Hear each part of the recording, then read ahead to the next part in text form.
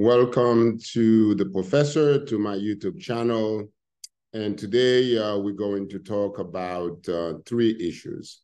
One, I'm going to give you updates. The first one is about A.D. Alexander and his sentencing coming soon. The next update is to talk to you a little bit about where the receiver is, what the receiver is planning to do, and when he's going to do it. And the third issue we'll talk about is the class action lawsuit and the Federal Southern District Court of Florida. So let's get to it. Let's talk about A.D. Alexander. As you know, A.D. Alexander pled guilty and he's scheduled to be sentenced on July 18 in front of Judge John Cronin at 4 o'clock in the afternoon. So he's facing 10 years in prison. It is very likely that the judge may sentence him to 10 years or maybe less. But I did send a letter to the judge and explaining that this is a crime of great importance because of so many people. 62,000 people are victim of this crime. So this is not a crime where one or two people were victim. This is a serious crime, and he should have gotten more than 10. But he made a deal, and the court will respect the deal and will sentence him accordingly. So I sent a letter to the judge and explaining all that, and I'm sure they got the letter. So that would happen July 18, and of course, once that happened, I would let you know. I would give you updates on how many years he's sentenced and where he's going to be spending the next few years, which prison is he going to spend the next few years. That would give him time to think about doing this again. I think he's learned his lesson. Now, let's talk about the receiver. And I need you to listen carefully. And I have been saying this for the better part of 14 months, and I want people to understand. The receiver was appointed by the judge in the FTC versus EminiFx and Alexander case. So the receiver took over the corporation, the EminiFx. So the receiver's job was to marshal finding all the assets of EminiFx, money, crypto, property, and so on and so forth. So far, the receiver had conducted a financial analysis of the organization and basically agreed that there were about $300 million that were collected by A.D. Alexander and the Adventist Church. So of that $300 million, they have so far, they have only gotten back $156 million. So which means that there is another $144 million that they haven't gotten. So I'm saying to you, and I want you to understand this, they're not going to get that money. And I don't think anybody knows where that money is. I don't think they will get it. I think at the end of the day, the receiver would have $156 million to distribute to the people who contributed to EminiFx. Now, if you invested money, it is likely that you will only receive maybe 40 or 50% of your money, because think of it, if A.D. Alexander and the Adventist Church collected $300 million from 62,000 people, and the receiver is able to find only $156 million, logic dictates that almost a little bit less than 50% of your money is not there. So you're not going to get dollar for dollar. You're probably going to get 50% or less of the value of what you invested. So if you invested $100,000, maybe you get $50,000 back. So here's where the receiver is right now. The receiver has done his work, and now he's ready to publicize the plan for distribution. What does that mean? Just because the receiver knows your name is on the list, you're not necessarily going to get money. You have to prove that you did invest money and you did give money. And I've said this in many of my videos, you have to prove it. So once the receiver published the the requirement. Now it is your job to go ahead. The light in my face is just so much. Sorry. Now it is your job to get all your receipt together and be able to submit it. And then once it's approved, then the receiver will write you a letter and let you know how much money you're receiving. Now, guys, listen to me. You're not going to get the money now. It's going to take a good 2 years, 24 months before you see any money. And I know that Eddie Alexandre has been telling people, the investors, the members of EminiFx, that they are going to get money the second quarter, which is the second quarter just ended yesterday, June 30th. They're not going to get money, guys. You're not going to get any money now. That's not the way the system works. It takes time for the receiver to actually go through the process and make sure that everybody receive a fair return. So this is very time consuming, and the receiver is doing as much as he can to make sure that everyone receives something. Now, certainly this is going to take time. It's going to take money because they have to do some public relation work. I understand that the receiver is going to have a public meeting with the investors, with members of EminiFx, and most likely this meeting is going to be by Zoom. It's not going to be a face-to-face meeting. And in that Zoom meeting, the receiver is going to explain how they're going to distribute the fund and perhaps the formula by which he's going to use to make sure that everybody get a pro rata share of whatever they invested. So which make it fair for all the investors, okay? So that is something that's gonna happen pretty soon. And I don't think it's going to happen this month. I think it's going to happen after July 18, after Mr. Alexandre is sentenced. Then the receiver is going to publicize something to let the world, to let everyone know that he's ready to do this. And I would encourage all of you, especially all of you who subscribe to my channel and you've been following me. Once the receiver put out something, I will let you know. And I will encourage all of you to be at that meeting so you can ask the receiver directly the questions that you've been asking me. You can ask the receiver directly. So that should happen hopefully beginning of August, beginning or end of August. That meeting should happen.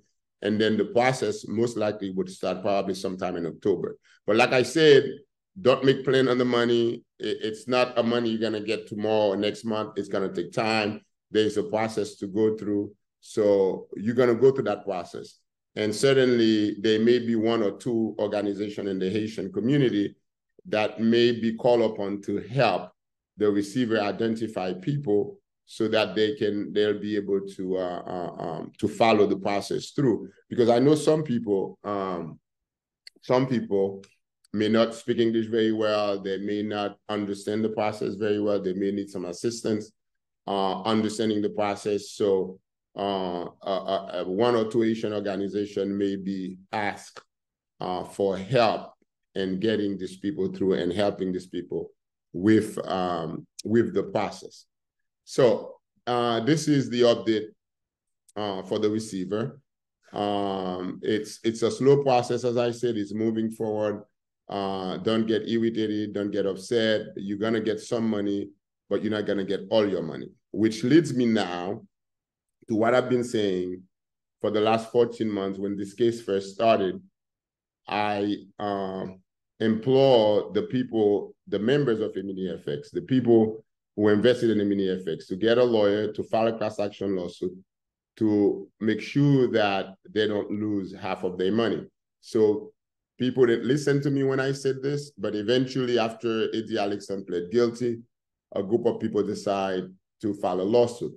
Now, there is a lawsuit, there's a class action lawsuit that was filed in April in the Federal District Court in Miami. And that class action lawsuit is not against EminiFx in terms of the corporation, because the receiver and the class members are on the same side, because the receiver is trying to collect money for the members of EminiFx. The lawsuit is also trying to collect money for members of EminiFx. Let me say plain and simple. I've said to you before, you're not going to get dollar for dollar. In other words, you're going to lose at least 50% of your money. Now, the 50% you would lose have to be paid by somebody else who's liable. And who's liable here?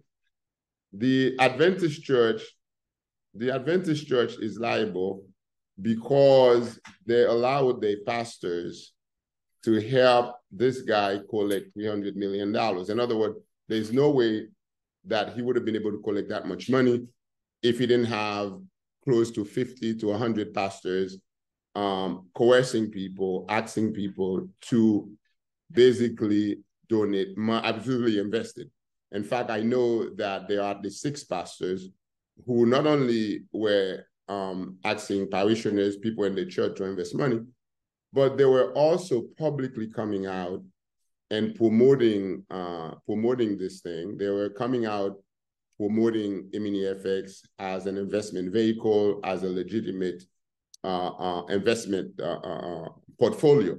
And I have spoken to a lot of people who said to me that there's no way they would have invested money if the pastors didn't tell them. So in other words, a pastor is a person who has a lot of authority. People respect pastors. They listen to their pastors. They seek counsel from their pastors. So when the pastors tell them to do something, they do it. So the pastors knew this. All the pastors who were involved in this scam, they knew this.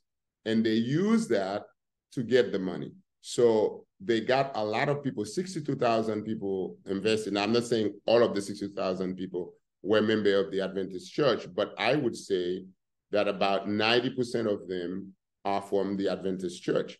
And they invested in this scam precisely because the pastors told them to do it. So the church, the Adventist Church, okay, the General Conference Corporation, the Adventist Church, the group that are in charge of all the churches, all the Adventist churches, that group is liable. The conferences in the different state and the different part of the country, they're liable. And the liability is very simple. They should have known this was going on. And I think they knew because some of the parishioners contacted them and complained about how the pastors were coercing them to invest in EminiFx. So they knew. They can say they didn't know, they knew. Now, that lawsuit, basically, as far as I can read what the lawyers drafted, is focusing on the GCC, and that's the reason why the GCC is the lead defendant. And they're gonna have to pay you, the investors or the members of EminiFx, whatever money you lose. So in other words, once the receiver paid you, you're not gonna get all your money back, you're gonna get some of it. And the rest of what you didn't get, I think, is what the lawyers are going after the GCC for. So the question is, there are over 100 churches, about 105 or 6 churches, Haitian Adventist Church, who were actively involved in promoting the EminiFx. And some of these pastors have Eddie Alexson in their church presenting EminiFx. He had visited many churches in Texas and Miami and New York and different places promoting EminiFx. So they knew that this was a scam. And if they didn't know, they should have known, basically. So I think that the class action lawsuit is a very strong case. The class has a very strong case against the church. And I got to tell you, this is not the first time that type of fraudulent scheme happens in the church. In the 1980s, the same thing happened in the 1990s. Almost like every 10 years, something happens. Somebody come up with some scheme because, quite frankly, the church and the pastors are the best way to run a scheme. Because if you're running a scheme, who is the best to help you with it? The pastor, because the pastor have access to people. The people trust their pastors. They're going to do exactly what the pastors tell them to do. So it's a really good way to push a scheme, because you're not going to have a lot of pushback. In fact, I heard one pastor says that, you know, he believed in 2 things: Jesus Christ and EminiFx. So, and I'm sure that they made a lot of money. Now, here's what's interesting. Eddie Alexson is getting sentenced July 18, but this case is not over. As far as I know, the receiver is investigating a lot of people who were around Eddie Alexson. Most of them were named in the lawsuit, that they received a lot more money that they put in. In other words, some of them, like somebody like Pastor Maisonneuve or Pastor Montpremier or Pastor William Jean-Charles or Pastor Smith Olivier, all of these pastors, they all are leaders in the Adventist church, leaders in the Asian Adventist church. People respect them, people believe them, people trust them. They all made a lot of money because they knew it was a scam. So in other words, what they did was they invested their money.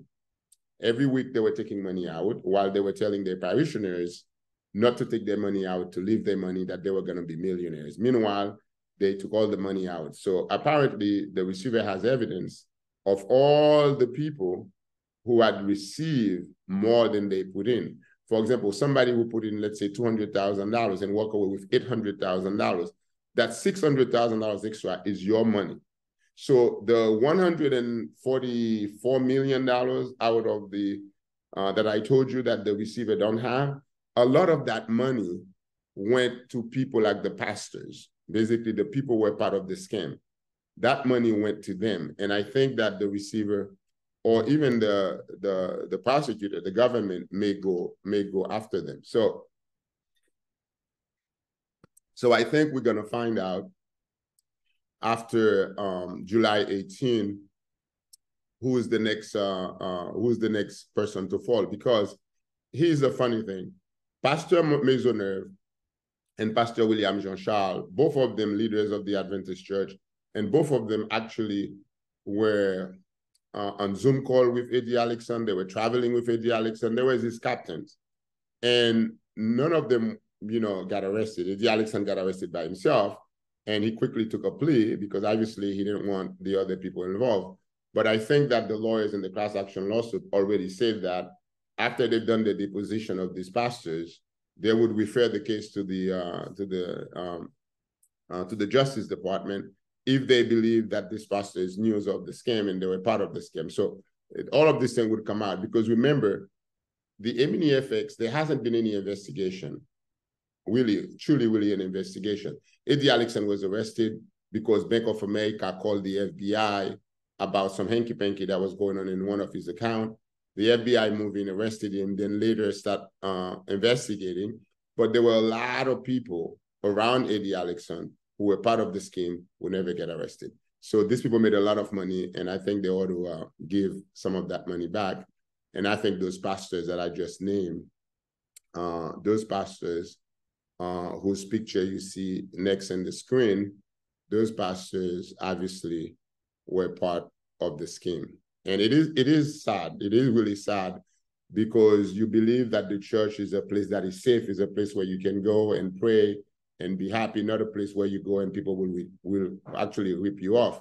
So it is sad. And people have been saying that I am the instigator of the lawsuit. I'm the one who instigated the lawsuit, that somehow we want to get rid of the Adventist church. And I said, no, of course not. The Adventist church has been around for over 100 years. I don't think little me is going to get rid of the Adventist church. I think that what the Adventist church has to do is police itself better, so that he doesn't have pastors like these guys going around and taking advantage of their parishioners. That's what they need to do better. And I think that they do provide training for their pastors. And I think some of that training has to do with how for the pastors to stay away from scheme. Your job as a pastor is to provide spiritual guidance to your parishioners. You do that. You provide spiritual guidance, but you don't get involved in things that you're not an expert on. You don't ask people to invest on things you don't understand or don't know. You don't do that. You stay in your lane. You do what you know how to do. So obviously those pastors didn't do that. And the reason they didn't do it is because they wanted to make money themselves. So I hope that I have given you enough of an update on this case. And certainly the next update will not come until after Eddie Alexson is sentenced. Thank you so much for watching The Professor. And if you haven't subscribed, please do so, because when I drop the video, you will know. So again, if you have any questions, you have my phone number and my email. Please drop me an email. And if you have any questions about the lawsuit, you can always email the attorneys at EminiFx Claim, without an S, EminiFx Claim @gmail.com. Thank you for watching.